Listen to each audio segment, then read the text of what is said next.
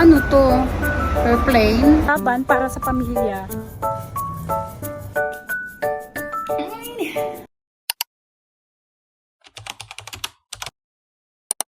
Hi guys! Good morning! Today is Friday and rest day ko po. Hindi lang pala ako. Ng mga caregiver dito sa Israel kasi usually po ang rest day namin is every Friday. Pero hindi naman po lahat kasi meron mga depende kung ano yung gusto nilang rest day. Depende sa usapan din ng kanilang employer. Pero usually Friday talaga ang rest day ng mga tao dito. Hindi lang pala kami, lahat. Kasi pag Shabbat day, so close lahat ng store, walang work. So usually ang mga tao nasa park or kasama yung mga family nila. So kami kasama namin yung mga friends namin. Tak. Yan lang munang outfitan natin for today.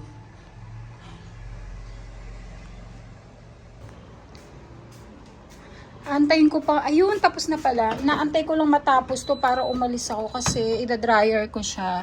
Iiwan ko lang siya rito. And then, si Lola na yung bahala mamaya.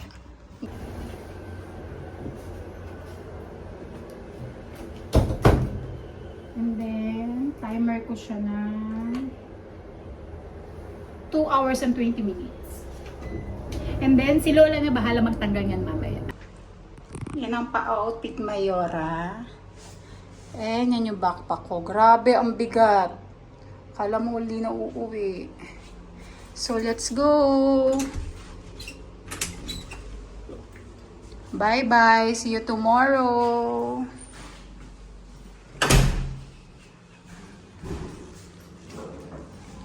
Salamin ulit. Sana wala akong nakalimutan.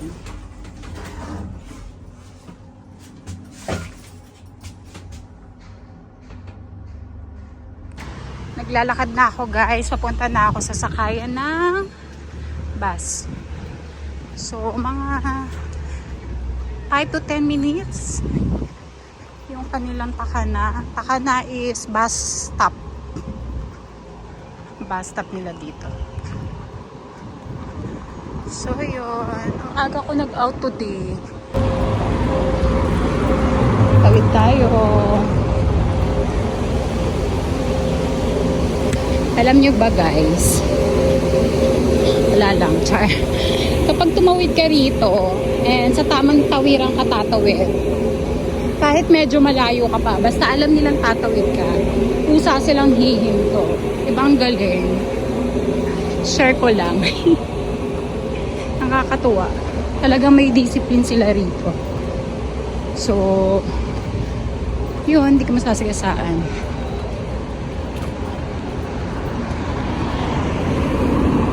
Grabe, napakainit. Nakotse na ako. Lapit na tayo sa sakay ng bus. Ito na tayo.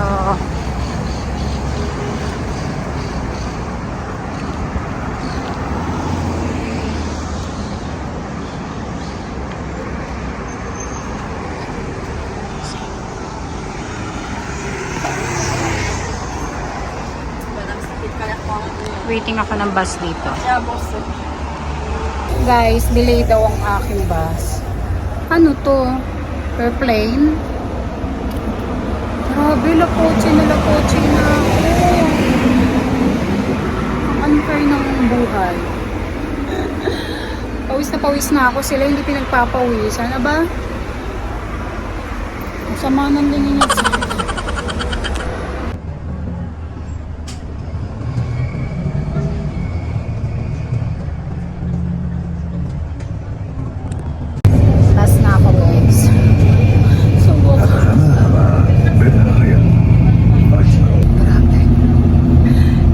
Nakakarating sa pupuntahan ko. Haggard na ako. Sa dulo ko mo kasi parang hindi nila ako makita mag-chika-chika ba. Sensitive sila sa ingay.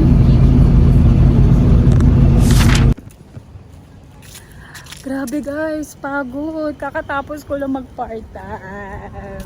Nakakapagod. Pero anyway, worth it naman dahil masarap mag-part-time dito. Sulit. Pero nakakapagod nga lang. Pero okay lang. Laban para sa pamilya. Kahit Hagarda Versosa ang peg.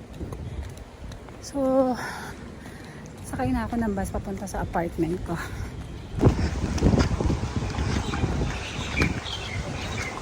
Doon ako sasakay. At least malapit lang, hindi ko na kailangan mag-walk ato ng malayo.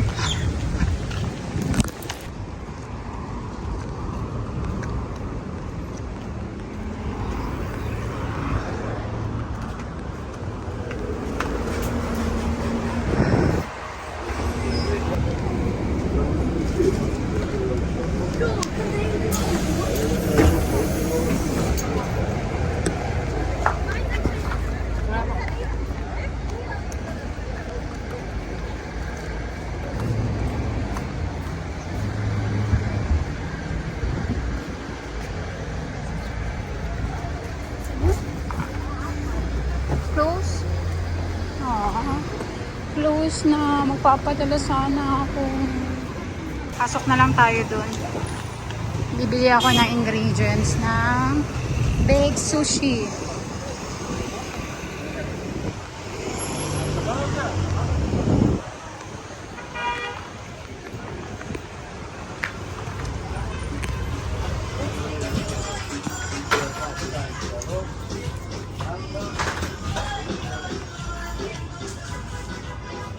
Dito tayo sa Asian Island.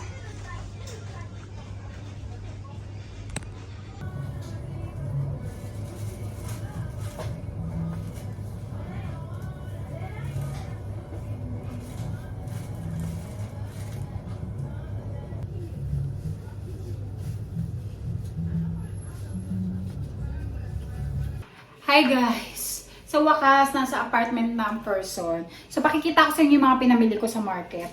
Ito muna, dalawang melon. 2 for 10 nisto. 10 shekel. Dinibenta na nila ng mura kasi siya magsasyabat na nga, diba? So, sarado sila today and tomorrow. So, mabubulok lang yung paninda nila pag hindi nila binenta ng mura. So, dalawang melon for 10 shekel. And then, 10 shekel na lang din tong mangga. Anong tawag sa mangga natin ito? Ganito kasi yung mangga nila dito eh. Manggang kalabaw. Kalabaw ba to? Yung malalaki. Ayan o. So, 4 na peraso for 10 shekel. Not bad. Now, ito naman, yung mga pinabili ko sa City Market. Doon sa aisle na yon, ano yon? Puro Asian na paninda. Asian ano ba tawag? Wala akong nakitang Japanese mayo. So, yung mayo na lang nila dito yung binili ko. So, ito, 15 shekel to. And then, wala rin ako mahanap na na crab stick. Kaya tuna na lang. Tuna na lang yung binili ko. Yun na lang ilalagay ko. Tapos, bumili rin ako ng white rice vinegar. Sriracha.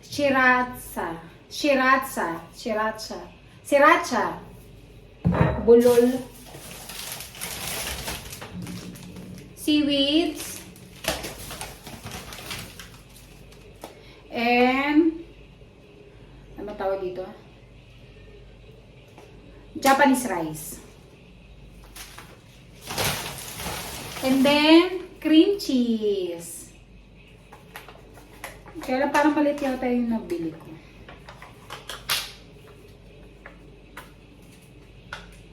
Philadelphia ang brand niya. Marami silang klaseng cream cheese dito. Kaya lang, isi-search mo muna kasi yung iba, puro naka-Hebrew. So, hindi mo maiintindihan. Ito, hindi ko pala tinranslate to. Meron pala isang brand doon na tinranslate ko kasi parang naliliitan ako dito. Ito, hindi. May nakalagay na siyang cream cheese.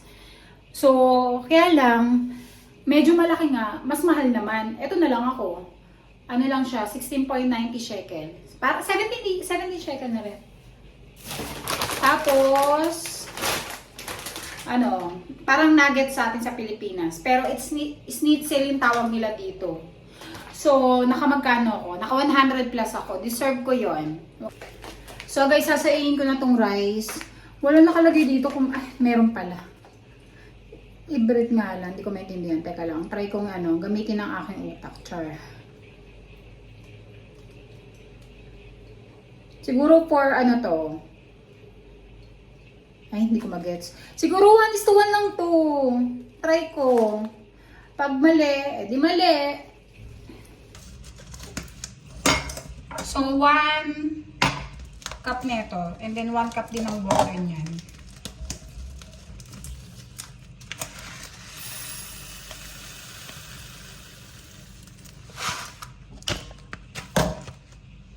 Ay, ang kulit. Ito pala yung bottle niya. Pabilog. Okay. 1 cup. At ako lang naman ang kakain nito. Pwede solo ang person. Wala tayong karamay kumain. Basa ko isa.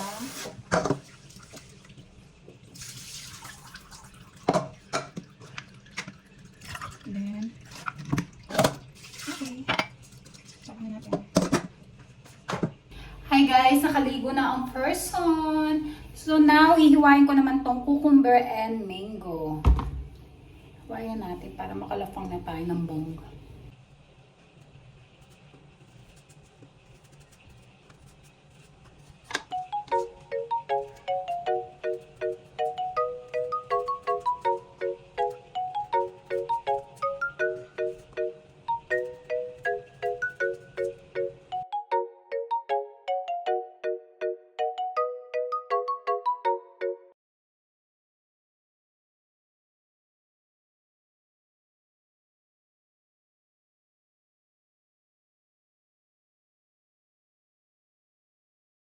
Ngayon naman guys, gagawa ako ng mixture ng rice.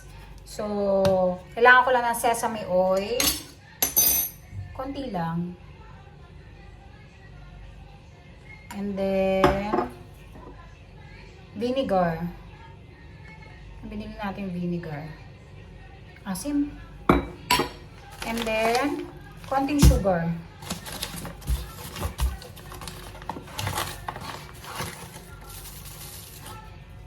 Ganyan lang siguro. And then, mix. Bango. Ito na yung rice natin, guys. So, lalagyan ko lang siya. Hindi ko lalagay lahat ng ginawa kong mixture. Yung vinegar, yung soya oil, tsaka yung sugar. Konti lang, tatansyahin ko lang. Ayan, konti lang. And then, mix natin siya. May mekos-mekos. Perfect! Perfect yung rice. Parang regular rice lang siya. 1:1 ang ginawa ko. 1 cup of rice. 1 cup of water. Hindi pa ako satisfied. Dadagdagan ko pa siya ng mixture.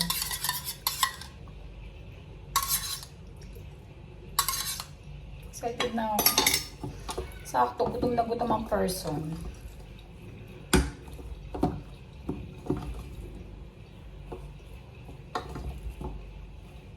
Lagyan pa natin para lahat ng side na. Sakto lang pa rin ginawa akong sauce. Oh, perfect. Walang masasayang.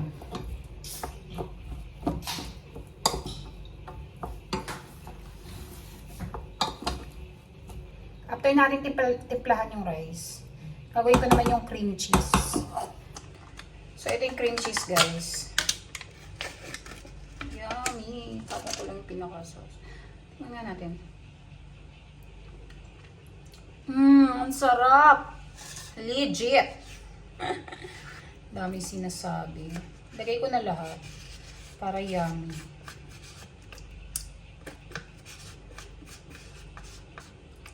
Diba sa ibabaw ito ilalagay? Ay, halo sa rice. Ayan ko. Tapos, sriracha. Ay, tanga. Ay, sarado pa pala. Okay. Kunti lang, baka sobrang anghang niya. Yan lang. Okay. Tapos, yung mayo na hindi Japanese mayo. Masarap din tong mayo nila.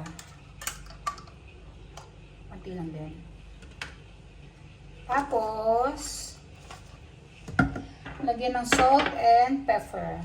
And then, perfect.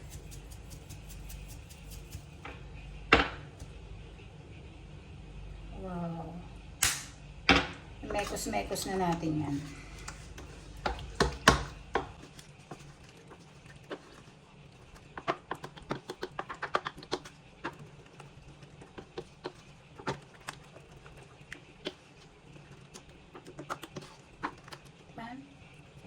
Sarap. Tapos ako na medyo spicy.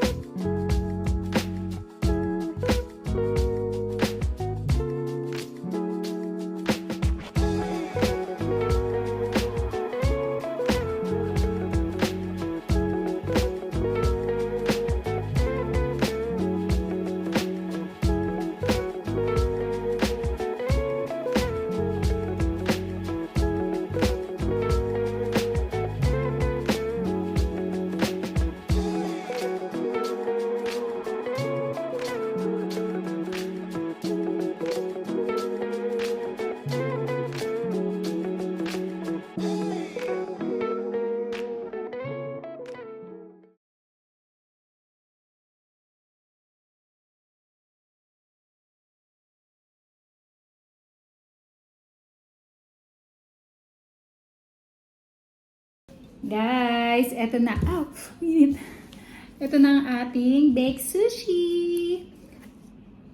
Ito yung aking kinat na seaweeds.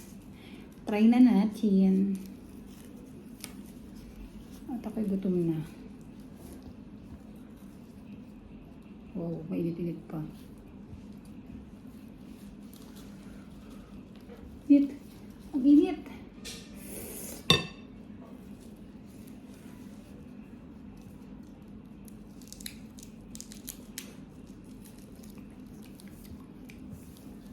Wait lang, hindi ko pa maano. Ang init.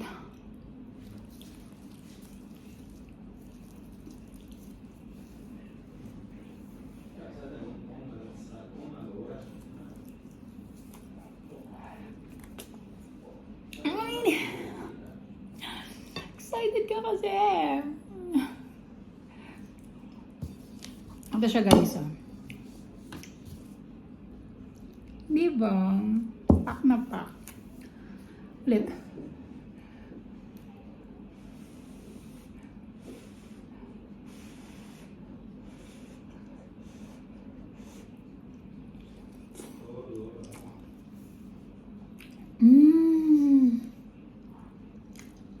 Ang sarap. Tikman ko na walang seaweeds. I mean,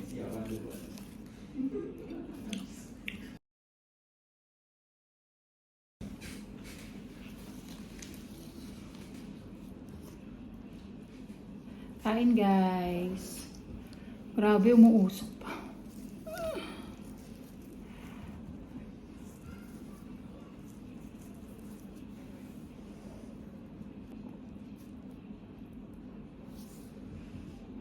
Sarap. Sarap, grabe.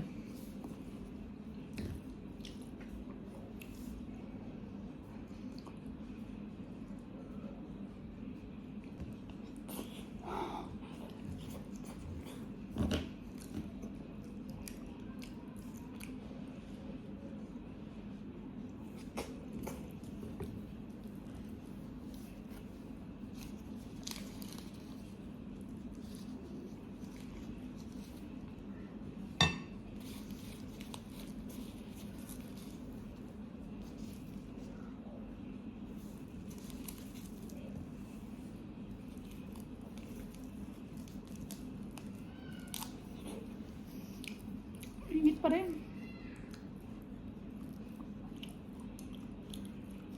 Pero guys, ang sarap. Try nyo to. Tuna lang nilagay ko rito. Wala kasi ako makitang ano sa market eh. Wala akong makitang crab stick. Ha?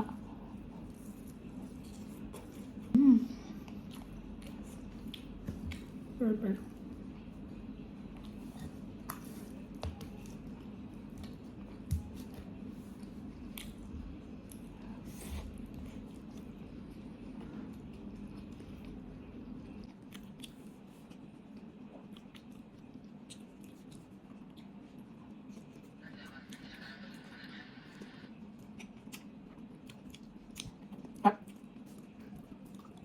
Maubos ko yata ito.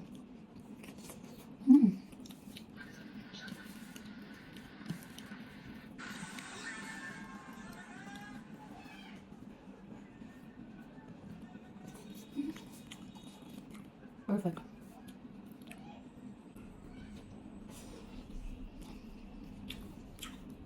Sarap. Sarap. Nilang masasabi ko. Sarap.